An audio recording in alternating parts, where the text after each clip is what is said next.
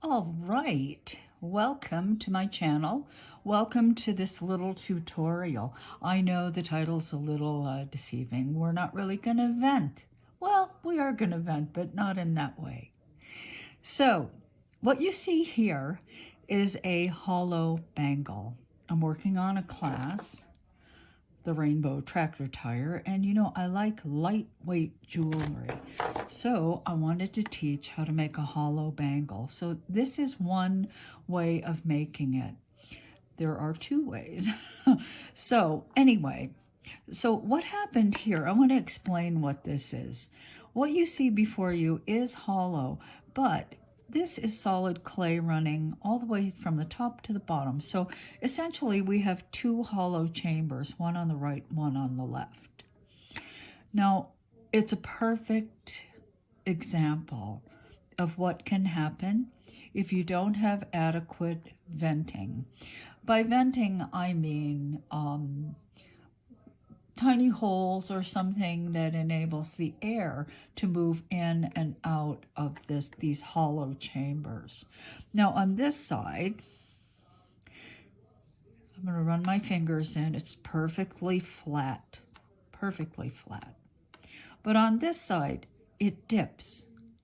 I don't know if you can see that because it's black, but it's not completely straight and flat across. It dips. Now, when I cured it, I did provide venting holes. It's quite easy. You just take a needle, something like that, and you just pierce little holes. And that is enough for the air to go in and out.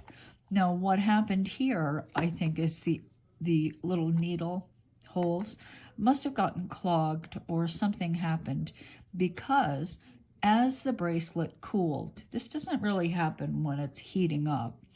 As it cooled, the clay on the inside contracted, and that's why you have this dip like that.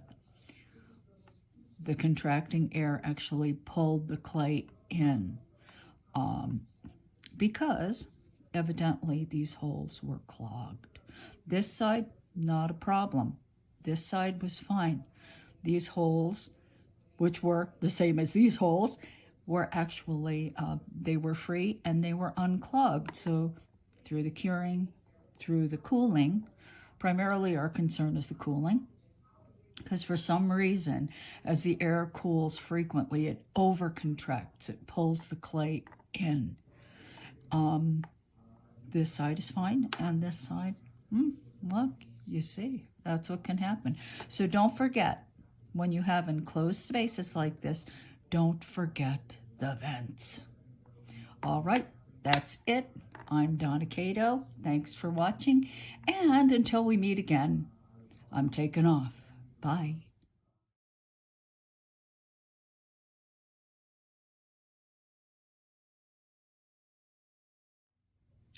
Okay, so I'm back, and you guys know I have kind of a hard time with doing short things, so I decided I'm going to add something. Now, perhaps this is in another tutorial, I'm not really sure. I have shown and demonstrated and used this technique quite a bit. It's a really simple way of making a hollow form, but you know what? I gotta tell you where I got it from. There is a woman in New Jersey by the name of Yetta, Y-E-T-T-A. And I met her a number of years ago. And she was actually, I think, a clothing designer. And Yetta, when I met her these many years ago, she was maybe in her 70s, late 70s. She might even have been 80. Anyway, so here we were in New Jersey, and I was teaching, and she demonstrated this, and it just knocked me over. The brilliance of it. All right, so I am making a hollow cabochon, a backed hollow cabochon. And I'm going to be using this teardrop shape because you know what is my favorite? You can use any shape. I was going to use this sort of plastic fan shape. What you don't want is something that's too terribly complicated, like, oh, let's say, a cutout of something that's really, really detailed, like, you know, a running dog or something like that. Now, keep the shapes kind of simple. All right, so I've rolled my clay through setting number 2. And what I've done here is I've just secured it to this tile. Okay, anyway, so Yetta showed this, and I think I started laughing, actually, because the brilliance of it, the simplicity of it, just really knocked me out. Brilliant. Okay, so here's my second sheet, rolled through setting number 2. Now, I could probably make this thinner. I could probably make it setting 3. Let's just do it, okay? This is 2, and I know 2 is fine, but, you know, the hollow forms, I want them to be light. So here's 3. Ta-ta. I'm gonna trim some away here so I'm not fighting excess amounts of clay. Okay. All right. Now, I'm going to take and I'm going to work off of the sharp edge, but I'm going to give my cabochon a bit of a start just by stroking it like so, and then setting it in the cutter like this. And see what I'm doing here? I'm just kind of lifting the clay from the outside and then helping the clay drop down in to the cutter itself. Just a tad. Okay. Let me just stroke the edge lightly. Now, here, I should have cut more away because the weight of this clay is starting to pull it out, right? So this is a case where I don't want to turn it over at this point, so I'll just use scissors just to cut some of that excess clay away. Mostly it's the weight that I don't like because the weight is pulling the clay out of the cutter. Okay, that's better. Now I'm not fighting the weight. Now I'm just going to take my fingers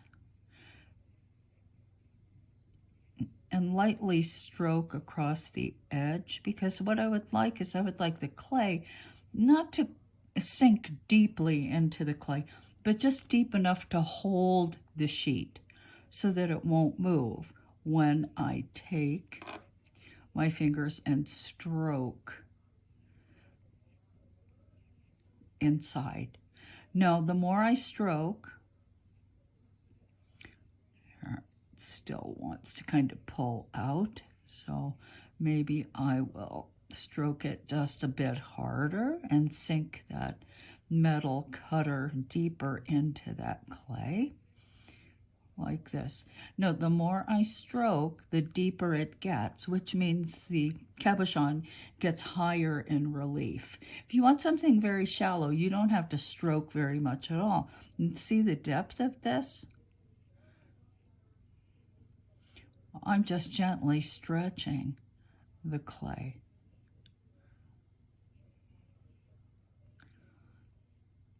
And I'm trying to make it very even so that I don't create any like ridges, like a ridge down the center, and then the sides are more caved in. I want it to be nice and smooth from one side to the other.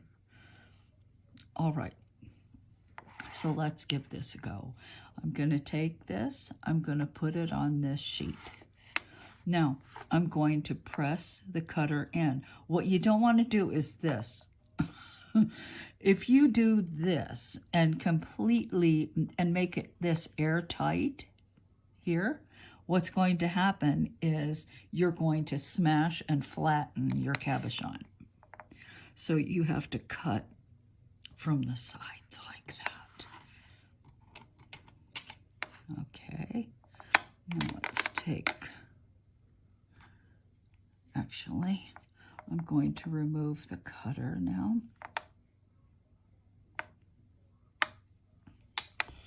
like so. And now let's cut the clay, the excess clay, away from the perimeter.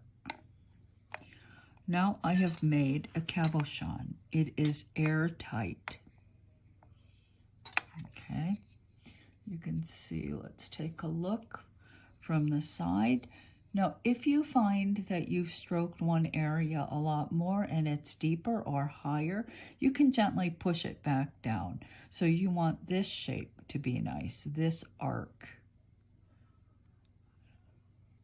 to be nice, like that. Now, you can see that the cutter has created a ridge where I press down in it. See that ridge right there, that's sharp? Well, you're going to have to sand that away. Now, you can do a little bit at this point. Okay, so I'm just going to take this and just try to flatten it just a bit. Sometimes I actually take my blade and cut. This also works. You see what I'm doing?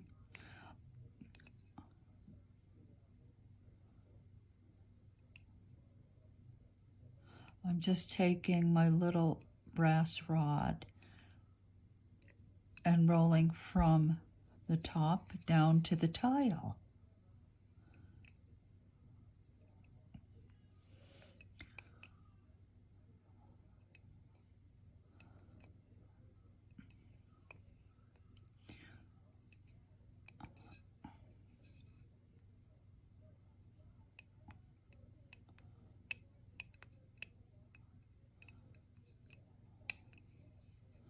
All right, so let's look at one side and the other. This side, on the right, you can see that the cabochon makes that curve across the top, and then it abruptly makes a turn and a corner, and then ends at the tile. Now, on this side, I eliminated this corner right there, okay? So let's do this side the same way. And actually, I think I can just address it directly like that.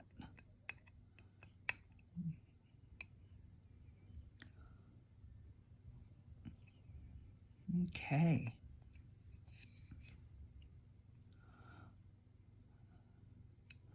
Now, the focus of this little tutorial was the necessity of vents, correct? That's where we started. We have an enclosed form here in our cabochon, so we need to create good venting.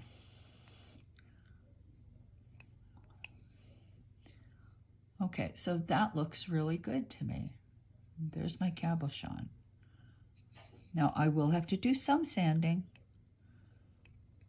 because it's not perfect. So I will, after it's cured, sand and then put my laminate on it, whatever I choose to do.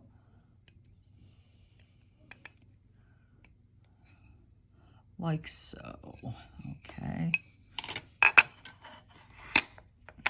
I could take my blade and just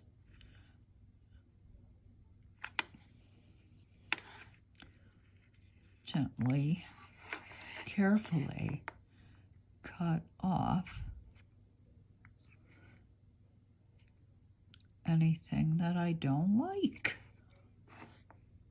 But I will sand. All right, so let us now take a needle.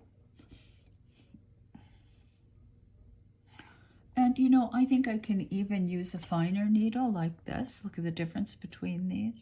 Both are acupuncture needles. One is quite a bit finer.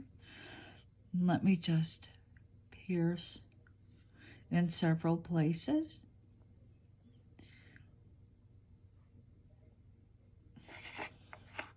so that through the curing and the cooling, most importantly the cooling, air will move in and out of the form. It is no longer airtight. So let me put this in the oven and then I will be back. Okay, so I just pulled this out of the oven, and you know what? You can see that it's well cured. I can see it because it's very shiny, but I'm gonna leave it on here until it's completely cool, because as that air inside is cooling, it's pulling the air from outside in, right? Because as it cools, it contracts. So it's pulling through these holes. Those holes are pretty tiny though, and I think of it like, let's say you're going to a concert and there are like thousands of people who are trying to get in, and everybody has a ticket, and there's one ticket taker, and he's like this pimply-faced kid from local high school. You have to wait. It's gonna take a while. And that's kind of what this is like. That air is the hot air is trying to pull the cold in. And those holes are tiny. So it's not pulling a lot in at any one time. If I take this off the back, you know what might happen? What might happen is the back may cave.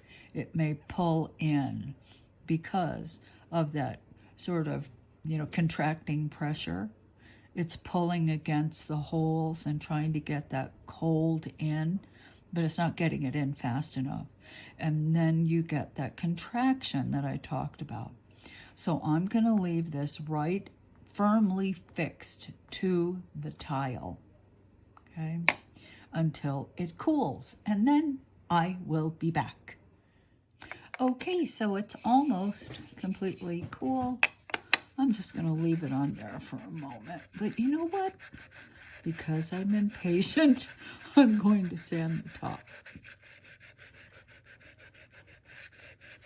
Yep, I am impatient. I am not a good waiter. You'd think after all these years walking the face of the earth, I'd be better at it. But I am a bit impatient. This isn't a bad way to sand anyway, because the piece is stuck to the tile, and so I don't have to hold on to it and cramp up my hands. I'm using Auburnette P80. Yes, it's very coarse.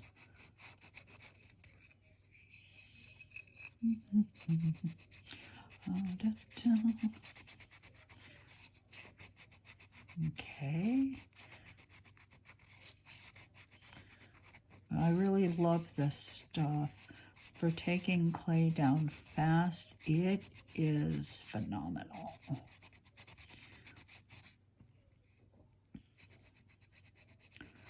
And it lasts a long time. A long time. And the sanded grit sticks to the sponge, so it isn't, sanding is always a bit messy, but I don't find the Auburnette to be as messy. And I don't have my hands in water. My God, you guys, when I have to sand in water, my hands, you think my hands are bad now? Just take a look at them after I've been sanding in water. Okay, that's good. Now, let me get rid of this dust. See, there's very little actually on my work surface. Let's wipe it away. And now let us lift this off the tile. It's nice and flat on the back, you see. Okay, now I am going to finish sanding, and the way I do that, see how rough this edge is? Well, I'm just going to sand that away. And then I'm going to cover it up with just something simple. This is just a simple color block sheet that I just made. So I will be back. All right, so here it is. I sanded it. I did a pretty good job, maybe sand a bit more like that. But what I wanted to tell you is while I was sanding, I was really consciously not pushing into the back here. Okay, I want this to remain flat. So I was holding it this way and sanding off the edge and that sort of thing. But I don't really want to push in the back. Now, I'm going to put the vents in right now before I put the laminate on it. So I'm just taking needle and I am just piercing through like so. Now I am going to cover the back. So I could even drill a very tiny hole, which would be fine. So let's just take a drill a tiny hole all the way through. So we'll have a nice vent.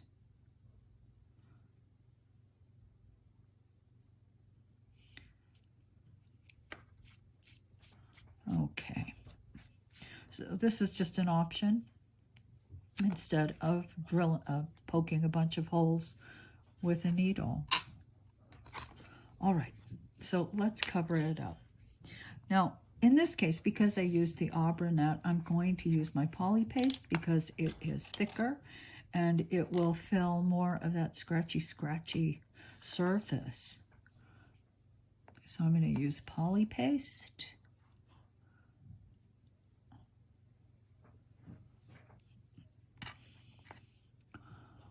Let me try to settle myself in front of the camera. You know, I realize, guys, that's one of the things that I should probably do, is just when I sit down at my work table, just kind of center myself instead of just launching into whatever it is I'm doing at that moment, which is me, what I do.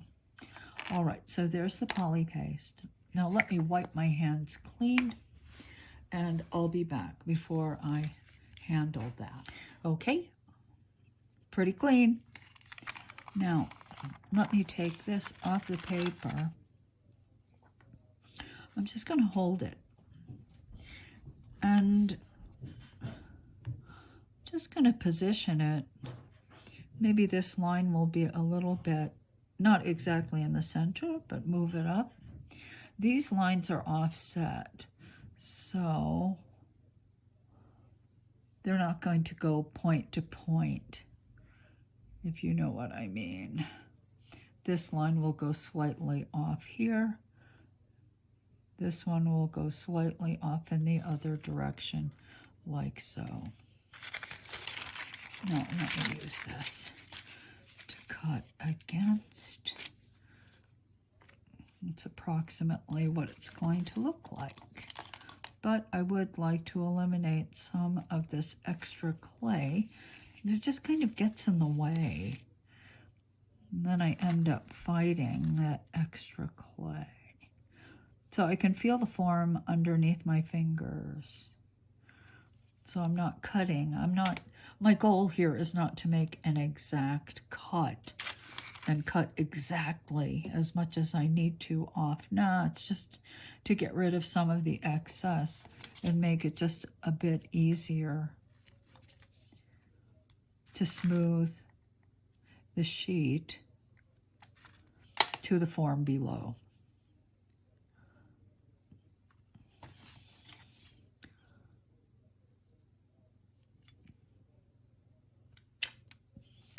Okay. And of course, I'm using Kato POLYCLAY, and these are colors that I mixed. All right, so let's just take and push the clay flat across the midsection.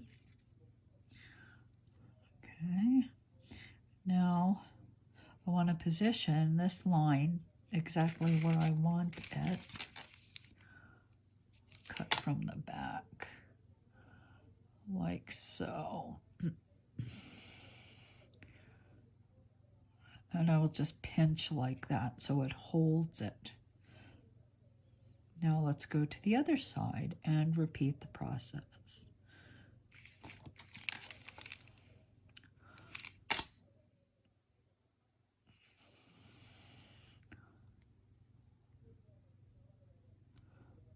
Like so.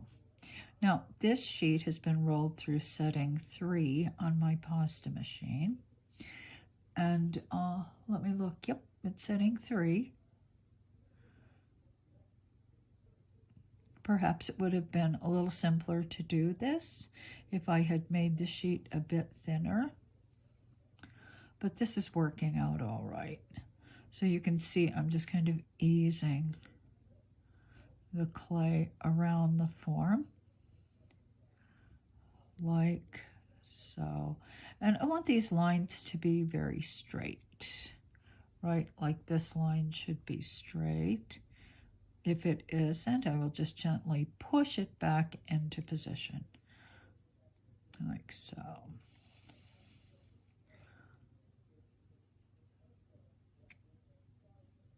And I am going to sand it later, so clean hands helps keep it clean, but also I am going to sand. All right, let's flip it over and trim the excess away.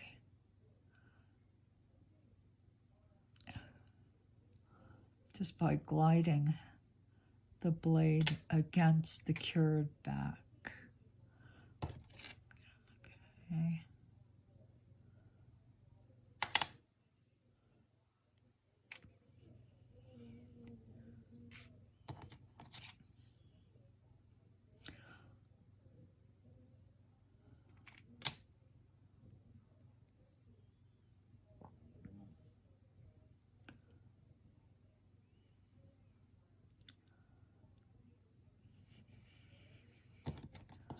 Okay.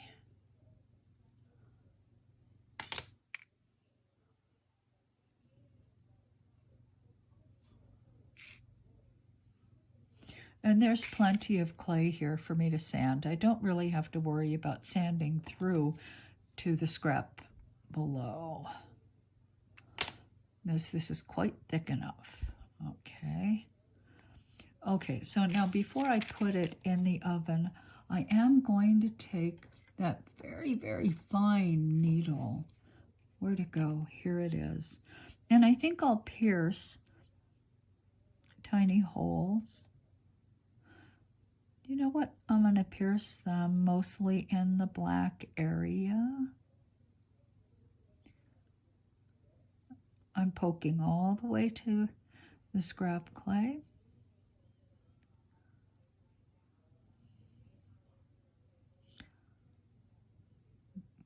Okay. And now I will cure this. Then I will be back.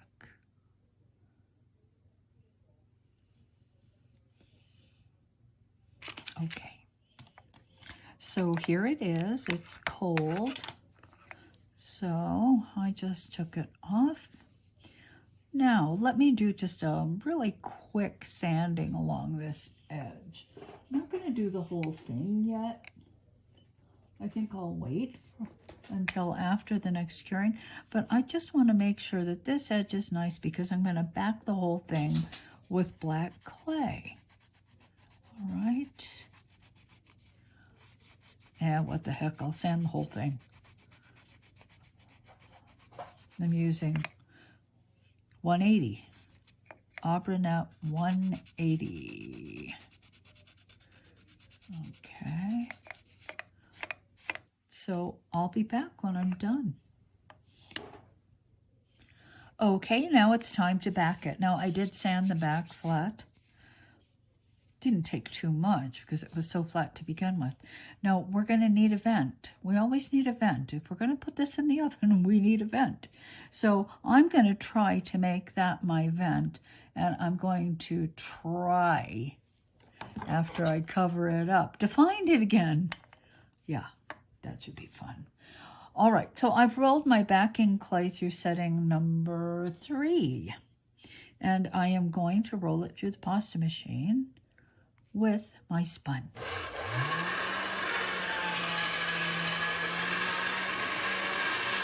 because I do like to texture the back. Okay, there it is. Now I'm going to take some liquid. I know I'm wearing my polar fleece. It's June. I'm in polar fleece. Okay, that's living in Colorado. It's always cold here. Okay, so I am going to put a fair amount of liquid on.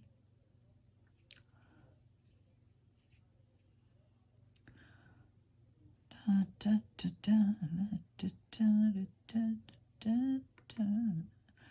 don't know what this is going to be. I mean, I have no plans for it. I don't know what it's going to be. It may just end up being something that sits on my table and reminds me, come on. Oh, I found it. Yay. Found ya. Found ya. You thought you could escape. Escapade. But I found ya. Okay.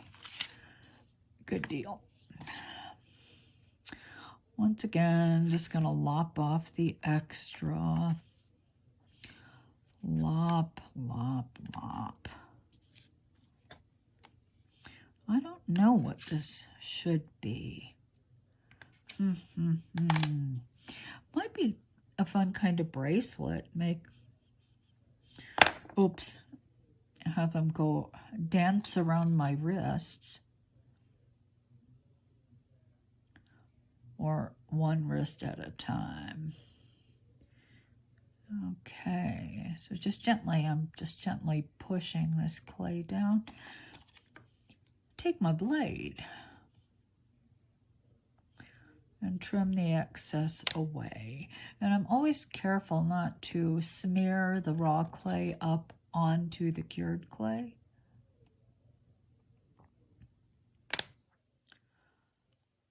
Like to keep it as clean as possible. It's always a battle for me.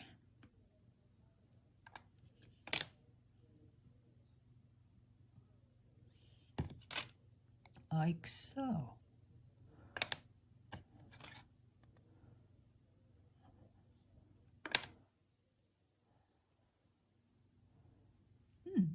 That's pretty tidy. Put my signature on. I wish I knew what you wanted to be. Yeah, maybe you're just an experiment.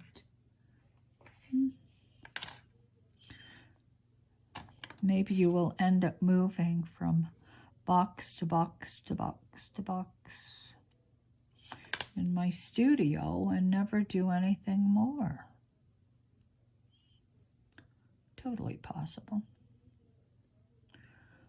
Okay, so now I'm going to cure this, and I cure it like that.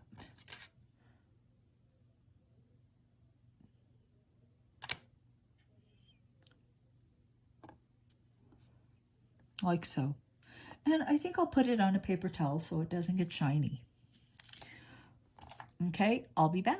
All right, I just pulled it out of the oven. It's hot. I really like it. You know, I think it has a future.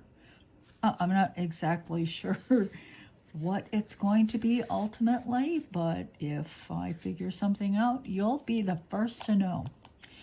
All right, well, thank you for watching. I hope you learned something about venting. I hope you learned something, a little something about someone who's very clever, Yetta, and her technique for making very simple cabochons.